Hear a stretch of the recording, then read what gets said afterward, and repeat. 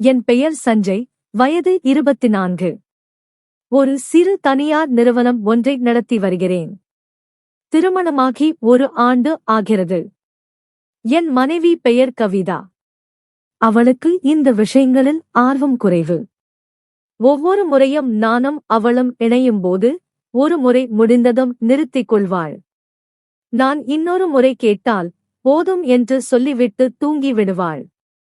என் மீது பாசம் அதிகம் கொண்டவள் என்றாலும் அவளுக்காக என் ஆசைகளை நான் பலமுறை அடக்கிக் கொண்டு இருந்தேன். ஆனால் அந்த அடக்கி வைத்திருந்த ஆசைகளை எல்லாம் தன் வசப்படுத்திக் கொண்டாள் என் மாமியார் சுமதி, வயது 42. அகத்தின் அழகு முகத்தில் தெரிவது போல என் மாமியார் உடல் மற்றும் மனதளவில் என் மனைவிக்கு தோழியைப் போலவே இருப்பாள். குறிப்பாகச் சொல்ல வேண்டும் என்றால் சினிமாவில் வரும் அம்மாவைப் போல மிகவும் இளமையாகவும் சுறுசுறுப்பாகவும் இருப்பாள். அவளும் ஒரு தனியார் நிறுவனத்தில் பணிபுரிந்து கொண்டிருந்ததால் தன் உடல் அழகையும் ஆரோக்கியத்தையும் மிகவும் கவனமாக பராமரிப்பாள். என் மனைவி கர்ப்பமானாள். அன்று முதல் என் மாமியார் தன் வேலையை விட்டுவிட்டு எங்களுடன் தங்கி என் நிறுவனத்தில் எனக்கு உதவியாகவும் என் மனைவியை பார்த்து கொள்ளவும் வந்தாள். காலம் சென்றது. என் மாமியார் வந்த பிறகு என் நிறுவனம் நன்றாக வளர்ந்து நிறைய முன்னேற்றம் அடைந்தது. அதே நேரத்தில் எனக்கும் என் மாமியாருக்கும் இடையே இருந்த உறவும் நாளுக்கு நாள் நெருக்கமானது. எங்கள் சிந்தனைகள் ஒரே மாதிரியாக இருந்ததால் எங்களுக்குள் ஒரு மௌனமான புரிதல் இருந்தது. பார்ப்பவர்கள் கணவன் மனைவி என்று நினைத்துக் கொள்ளும் வண்ணம் நாங்கள் இருவரும் நெருக்கமாக இருந்தோம். என் மனைவிக்கு அடுத்தபடியாக என் ஆர்வம் அதிகம் தோன்றியது என் மாமியார் மீதுதான். நம் சமூகத்தில் இது தவறு என்பதால் என் ஆசையை மனதில் மறைத்தே வைத்திருந்தேன். ஆனால் அவளுக்கும் என் மீது ஆர்வம் உண்டு என்பதை அவள் போனில் தன் தோழியுடன் நடந்த உரையாடலை படித்த பிறகு தெரிந்து கொண்டேன். அதில் என் மாமியார் தன் தோழியிடம், எனக்கு இப்போது ஒருவரை மிகவும் பிடித்திருக்கிறது, அவர் மேல் காதலும் ஆசையும் அதிகம் இருக்கிறது, என் கணவர் இறந்த பிறகு இந்த உணர்வு இப்போதுதான் ஒரு ஆண் மீது வந்திருக்கிறது என்று கூறியிருந்தாள். அதற்கு அவள் தோழி யார் என்று கேட்க அவள் என் பெயரைச் சொல்லி என் புகைப்படத்தை அனுப்பியிருந்தாள். இதை பார்த்த பிறகு என் மனம் அவளை அடையத் துடித்தது. மேலும் அந்தச் செய்தியில் அவள் தோழி, நம் கார்ப்பரேட் குடும்பத்தில் இதெல்லாம் சகஜம்தான், இது உனக்கும் அவனுக்கும் உள்ளே இருக்கிற வரைக்கும் பிரச்சனை இல்லை, எதுவானாலும் யோசிச்சு முடிவு செய், உன் குடும்ப வாழ்க்கை பாதிக்காமல் பார்த்துக்கோ என்று முடித்திருந்தார்கள். அதன்பின் ஒரு தொழில் விஷயமாக துபாய் செல்ல வேண்டியிருந்தது. நான் என் மனைவியுடன் செல்வதாகத்தான் இருந்தது. ஆனால் அவள் கர்ப்பமாக இருந்ததால் அதனால் நானும் என் மாமியாரும் செல்ல வேண்டிய சூழல் உருவானது. விமானத்தில் பயணம் செய்யும்போது மாமியார் என்னிடம் பேசத் துவங்கினாள். என்ன சஞ்சய், உன் மனைவி வரவில்லை என்று வருத்தமா? தனியாக தூங்க வருத்தமா என்று கேட்டாள்.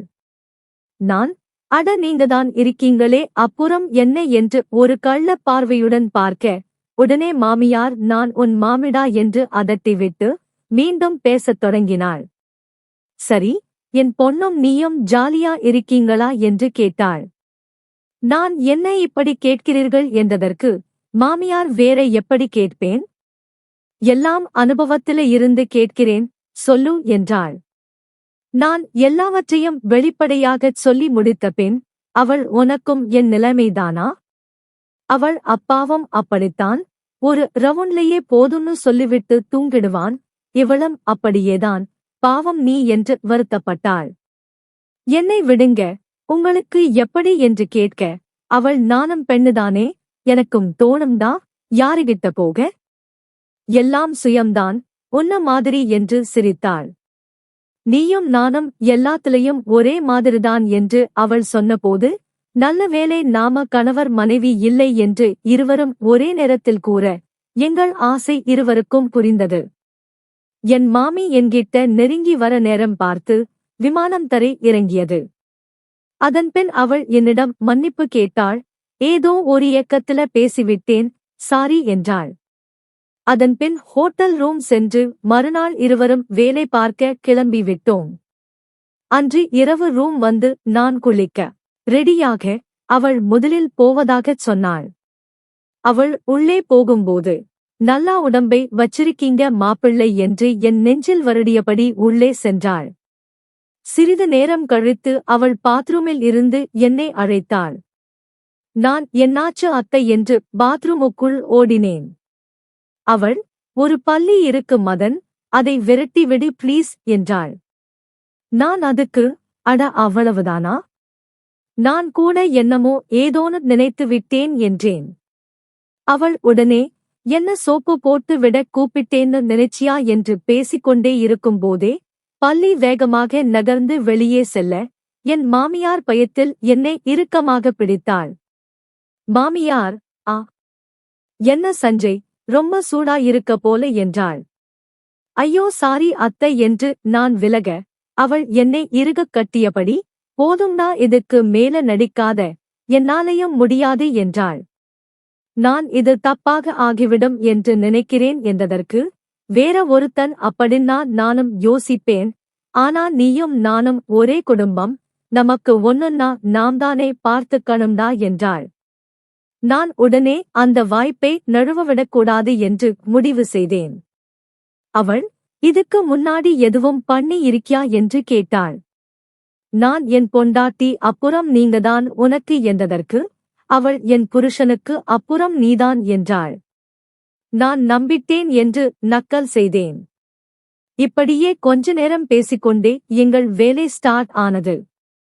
வருடக்கணக்காக அடக்கி வைத்திருந்த ஆசையை வெளிக்கொண்டு வந்து, அவள் நினைத்து பார்க்க முடியாத அளவுக்கு சுகத்தை கொடுத்து திருப்திப்படுத்தினேன்.